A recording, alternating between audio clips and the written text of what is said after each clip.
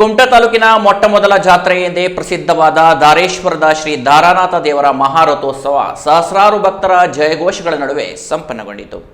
ಮಹಾಶಿವನ ಆತ್ಮಲಿಂಗವಿರುವ ಪಂಚಪುಣ್ಯ ಕ್ಷೇತ್ರಗಳಲ್ಲೊಂದಾದ ದಾರೇಶ್ವರದ ಶ್ರೀ ದಾರಾನಾಥ ದೇವರ ಮಹಾರಥೋತ್ಸವ ವಿಜೃಂಭಣೆಯಿಂದ ಸಂಪನ್ನಗೊಂಡಿತು. ಜಾತ್ರಾ ಮಹೋತ್ಸವದ ನಿಮಿತ್ತ ವಾರದ ಹಿಂದೆಯೇ ವಿವಿಧ ಧಾರ್ಮಿಕ ವಿಧಿವಿಧಾನಗಳು ನಡೆದವು.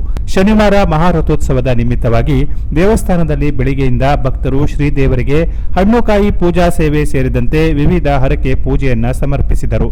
ಸಂಜೆ ಹೊತ್ತಿಗೆ ಶ್ರೀದೇವನನ್ನು ರಥದಲ್ಲಿ ಕೂರಿಸಿ ಮಹಾರಥಾರೋಹಣ ನೆರವೇರಿಸಲಾಯಿತು.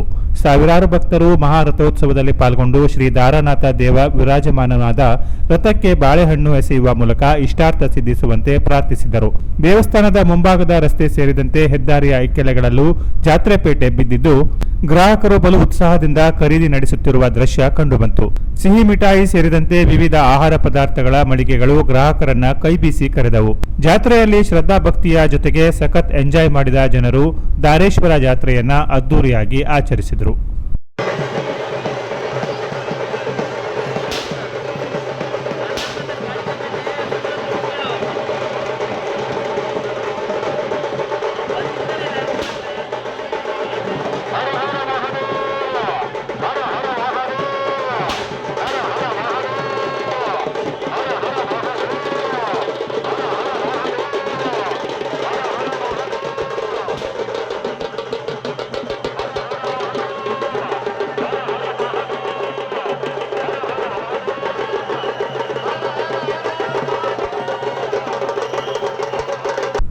Canara plus news Kumta.